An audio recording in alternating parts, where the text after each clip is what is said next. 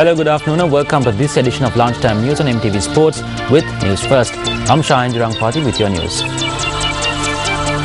First in your headlines, train accident in Mahawar leaves 6 dead.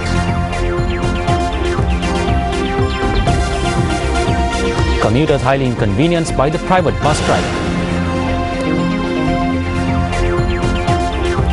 China conducts a live fire military drill. Now to take a look at the stories in detail. 6 people died when a three-wheeler collided with a train between the Mahawar and Abanpola railway stations this morning. Police media spokesperson SSP Prashant Jayakodi said that the victims had been travelling in a three-wheeler which was hit by the train at around 9:05 this morning. The three-wheeler had collided with the Yaldevi train which was plying from Vavuniya to Colombo. The victims were the 6 individuals who were travelling in the three-wheeler.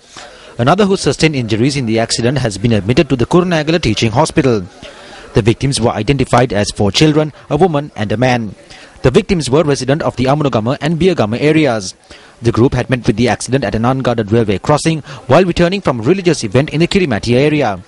Following impact, the train had dragged the three-wheeler over 300 meters. The Abanpola police are conducting further investigations into the incident.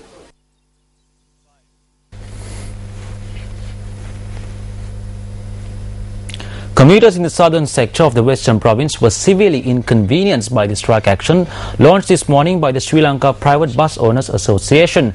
Chairman of the association, Gamanu Vijayratna, said that the strike is in effect in 100 bus routes. However, Transport Minister of the Western Province, Upali Kodikara, said that the Sri Lanka Transport Board had deployed an additional 100 buses to minimize any inconvenience to the public. The chairman of the Private Bus Owners Association, Gamanu Vijayratna, said private buses that operate along the high-level road, the 138 bus route and several other key routes commenced a strike this morning. Vijayratna said that route number 255, Kottava Mount Lavinia, route number 174, Kottava Boralla and several other routes were on strike. This was the situation along the 138 bus route this morning.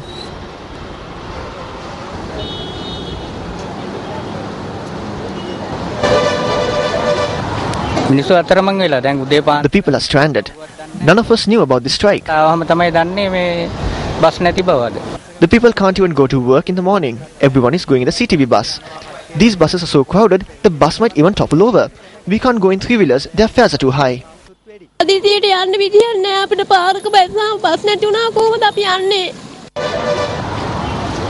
School children too were severely inconvenienced.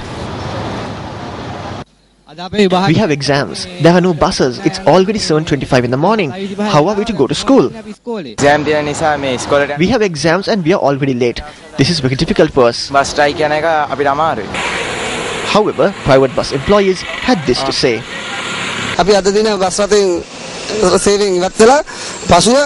We began this strike today and we hope to continue it if the authorities do not direct their attention towards our issues.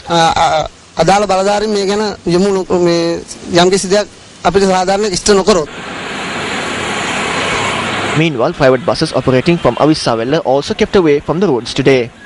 The chairman of the Lanka Private Bus Owners Association, Gamanu Vijayratna, said that the reason for the strike was the issuing of permits by the Western Province Transport Minister in an illegal manner. The request of the private bus owners is that the permits issued in an ad hoc manner should be withdrawn. The main demand is that Upali Kodikara should be removed from this subject immediately. At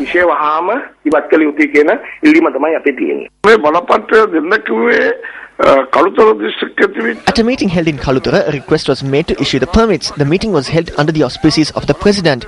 What is the issue in Kottava with regard to these permits? The bus in question operates from Kirana, which is 10 kilometers away from Panadura. Why do they want me removed? I cannot bow down to the whims and fancies of the private bus owners. Gamanu Vijayratna cannot operate the buses. Our duty is to provide a good transport service to the public.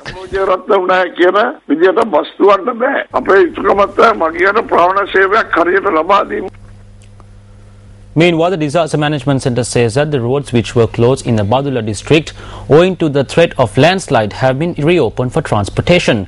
The Assistant Director of the Badula District Disaster Management Centre, EML Udayakumara, said that clearing activities are still underway.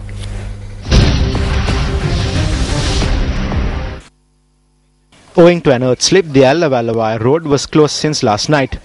Our correspondent noted that rocks had fallen onto the road between the 23rd and 24th mile posts.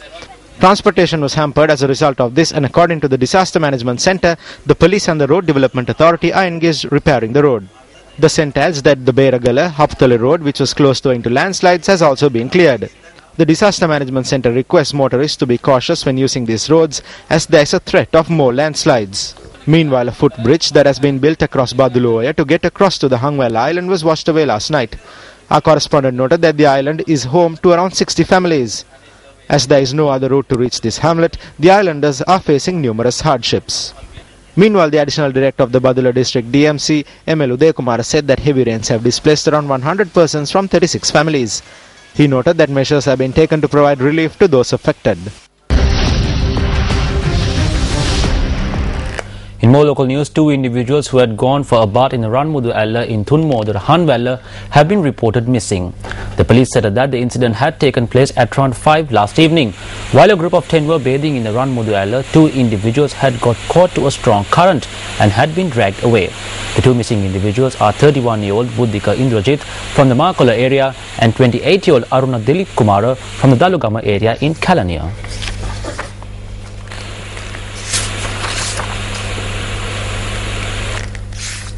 Deputy Minister of Economic Development Lakshmani Apabeyawardena states that a special program will be launched to strengthen poor families once the Divi Nagama department is established. Now the Deputy Minister stated this at an event held in Valihinda Mathura last night. The government will introduce a new mechanism in each village starting from January.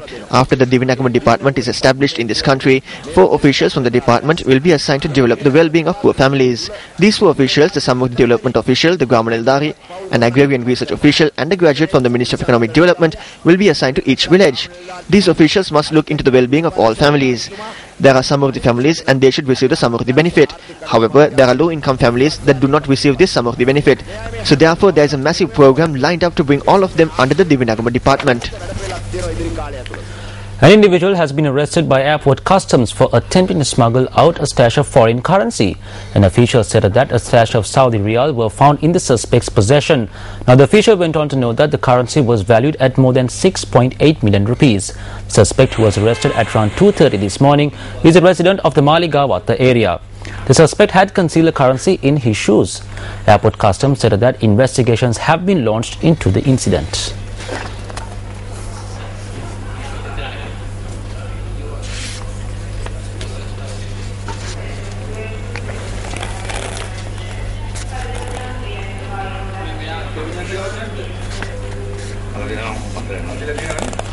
Meanwhile, a 12-year-old girl has been killed in the Kadiripura area in Dehiyata Kandia after the child was attacked by a possessed couple. Police media spokesperson SSP Prashant Jayakuri stated that another 7-year-old girl has been hospitalized after the couple had set ablaze a girl. The couple has been arrested. The police spokesperson went on to know that the possessed couple had run amok at the police station as well following their arrest.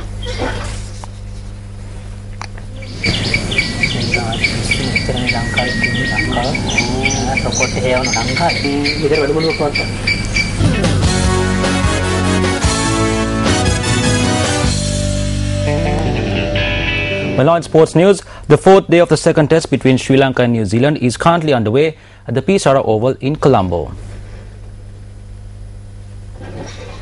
Sri Lanka posted an overnight score of 225 for 6 at the end of day 3 with Tilan Samaravira and Suraj Randeep at the crease. However, Sri Lanka, who resumed batting on day 4, were bundled out for 244 runs, giving the Black Caps a first innings lead of 168 runs. Tilan Samaravira scored an impressive 76 runs to keep the Lankan innings alive, while vice-captain Angela Matthews scored 47. Tim Southee was the pick of the bowlers for New Zealand, picking up 5 wickets for 62 runs, while Trent Boult ended with figures of 4 for 42.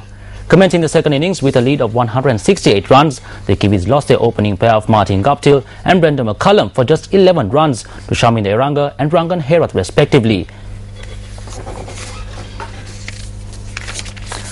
Well, at lunch, New Zealand were 59 for the loss of 2 wickets with a lead of 277 runs. In more sports news, after a 14-year career as a cricketer, 11 of them with England, Andrew Freddie Flintoff could be forgiven for putting up his putting his feet up in retirement. Instead, at the age of 34, he's attempting to reinvent himself as a professional boxer, fighting unbeaten American Richard Dawson on the 30th of November at the Manchester Arena. You know, I've come a long way in a short space of time, and I realise that the level I'm at, you know, I'm not fighting for the world heavyweight title. I'm a novice professional heavyweight, and I'm going into my first fight and going into the unknown a little bit. So to start saying I'm going to do this and I'm going to do that, I think I'd be wrong at this stage. I'm going to see how the fight goes on the 30th, and then we'll make a decision. But I've enjoyed being in sport again, and I've enjoyed learning something and getting fit, and in some ways it'd be a shame just to stop after this one.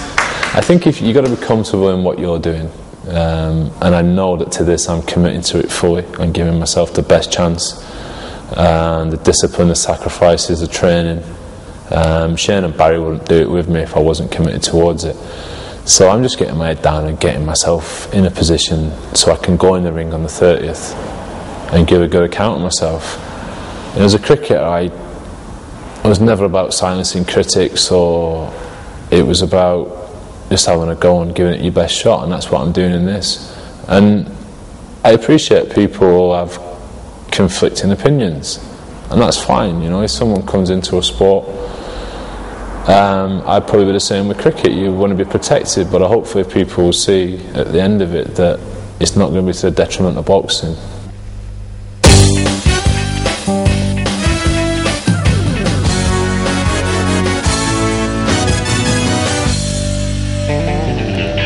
And with that, we wrap up lunchtime news here on MTV Sports. Hope you enjoyed the bulletin. I'm Shanjarang Pati. Have a wonderful day ahead of you.